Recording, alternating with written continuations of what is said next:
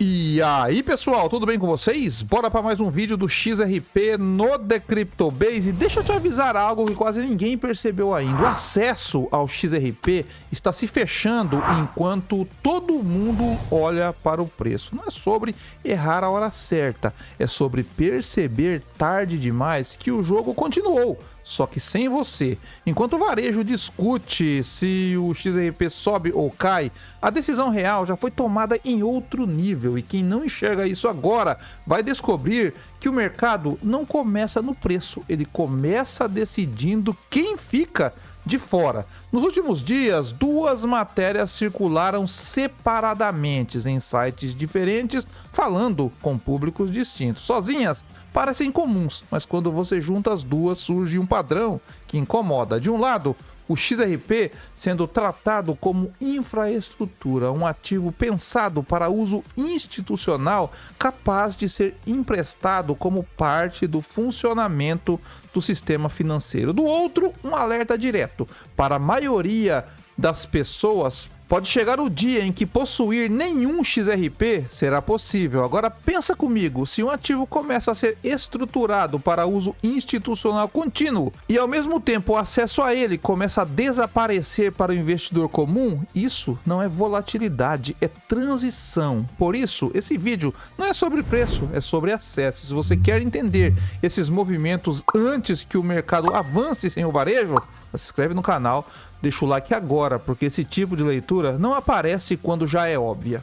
Vamos começar pela primeira peça dessa história, porque ela muda completamente a leitura do que o XRP pode se tornar. Recentemente, começou a circular a ideia de que o mercado de XRP, hoje com o valor superior a 115 bilhões de dólares, pode ser utilizado para empréstimos institucionais, não no sentido de especulação, mas como um recurso funcional, algo que instituições poderiam acessar de forma estruturada para operar. Nós vemos aqui nessa matéria que a capitalização de mercado de 115 bilhões do XRP poderá em breve ser emprestada a instituições. Nós vemos abaixo que o XRP poderá em breve ser emprestado a instituições e os detentores da criptomoeda poderão então ter a oportunidade de obter rendimentos de nível institucional. Nós vemos que Edward Hennis, que é engenheiro de software da Ripple,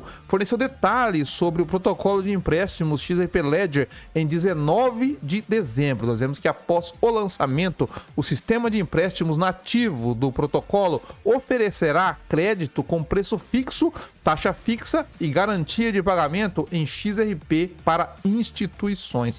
O empréstimo de criptomoedas no XRP Ledger envolverá cada empréstimo em seu próprio cofre de ativos individual, que é o SAV, né? Um SAV é como um reservatório de água que armazena apenas um tipo de água. Portanto, ele armazenará apenas um ativo, XRP ou stablecoin RLUSD emitida pela Ripple, explicou Hennis. Nós vemos aqui abaixo, mas ao final da matéria, que a capitalização de mercado de 115 bilhões do XRP poderia ser emprestada a instituições. No entanto, o crédito nativo do protocolo XRP Ledger só se tornará realidade se os validadores votarem afirmadamente na proposta no final de janeiro. Nós vemos aqui, se aprovado, o valor de mercado do XRP no valor de 124 bilhões, hoje 115 bilhões, poderá ser emprestado a instituições e os detentores de XRP poderão obter rendimentos reais em vez de seus ativos ficarem ociosos, tá? Vemos aqui que o objetivo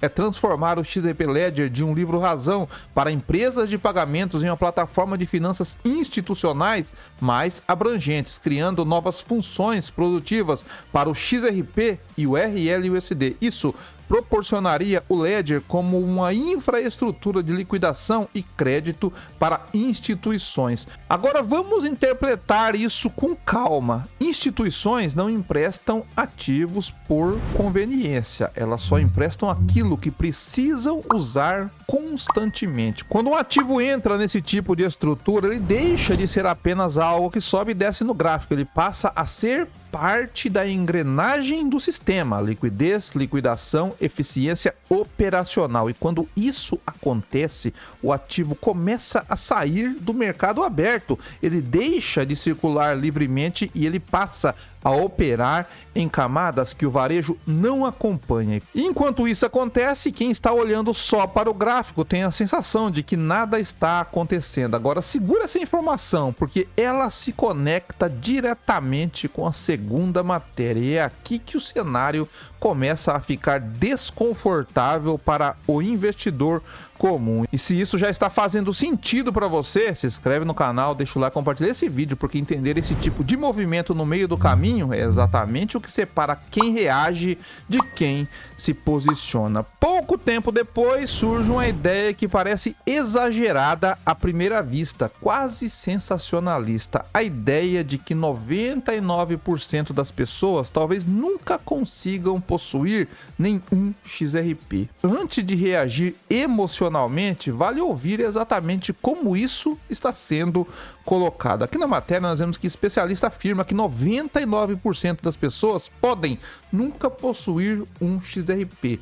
Veja o porquê. Nós vemos aqui abaixo que um especialista da comunidade XRP sugeriu que 99% da população mundial pode nunca conseguir possuir sequer um token XRP completo. Vale ressaltar que o XRP continua enfrentando fortes oscilações de mercado, mas algumas figuras da comunidade veem a fase atual como uma oportunidade para comprar a preços mais baixos. Essencialmente, argumentam que os preços atuais podem não se manter e que o XRP poderá em breve ficar inacessível para a maioria das pessoas. Nós vemos aqui que o comentarista da comunidade XRP, Ayman, discutiu recentemente esse assunto em um vídeo compartilhado no X. Ele explicou por que acredita que quase toda a população mundial pode nunca possuir sequer um XRP, baseando seu raciocínio na redução da oferta em vez de previsões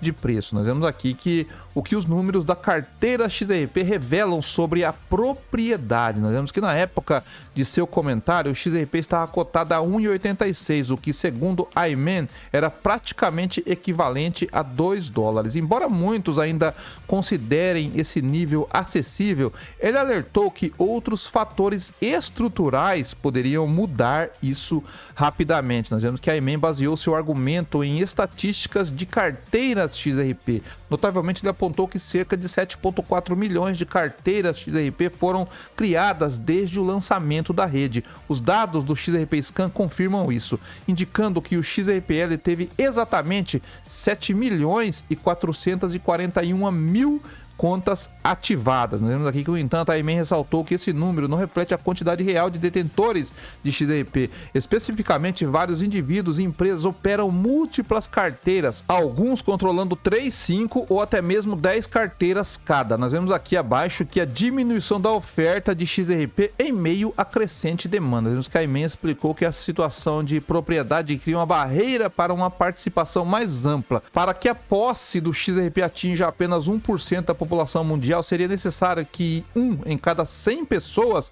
possuísse XRP. A população atual é muito menor. Isso revela o quão limitado já é o acesso ao XRP. Mais abaixo aqui nós vemos por que a maioria das pessoas podem ser expulsa. Aqui está do país, mas a tradução está errada. Seria que expulsa do XRP por causa dos preços altos. Nós vemos aqui que ele argumentou que a queda nos saldos das exchanges e a concentração de propriedades poderia eventualmente excluir a maioria das pessoas do mercado. Como grandes instituições como a Ripple, exchanges e grandes empresas financeiras mantêm reservas enormes de XRP, menos tokens permanecem disponíveis para compradores comuns. Nós vemos aqui que, embora o XRP tenha um fornecimento máximo de 100 bilhões de tokens, a Iman acredita que a distribuição e a demanda importam mais do que a oferta total. Ele sugere que a competição para acumular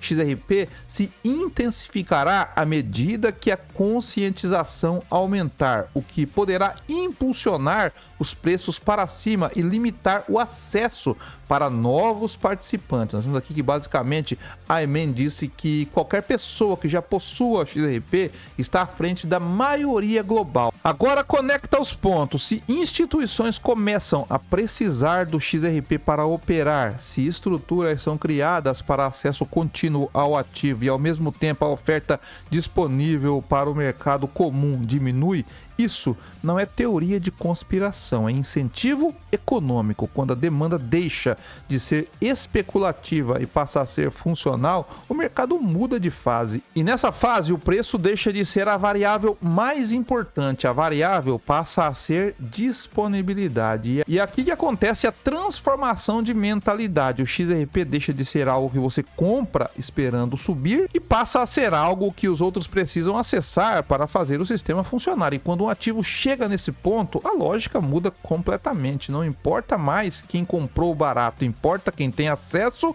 quando o acesso começar a se fechar. E essa é a descoberta que quase ninguém faz a tempo. Talvez o maior erro do varejo seja achar que exclusão só acontece quando alguém proíbe. Na maioria das vezes ela acontece quando o mercado simplesmente evolui para um nível onde o pequeno não consegue mais acompanhar. Nada disso parece ser ilegal, nada disso precisa ser anunciado. Funciona justamente porque faz sentido para quem controla a estrutura. Antes de concluir, vamos bater o olho no gráfico rapidinho, porque ele está confirmando a leitura de estrutura. O preço do XRP está na região do $1,87. A tendência no curto prazo continua baixista, com topos e fundos descendentes. As médias móveis exponenciais de 9 e de 20 períodos estão acima do preço e inclinadas para baixo, ou seja, viraram resistência dinâmica. Toda tentativa de alta tende a travar nas médias exponenciais de 9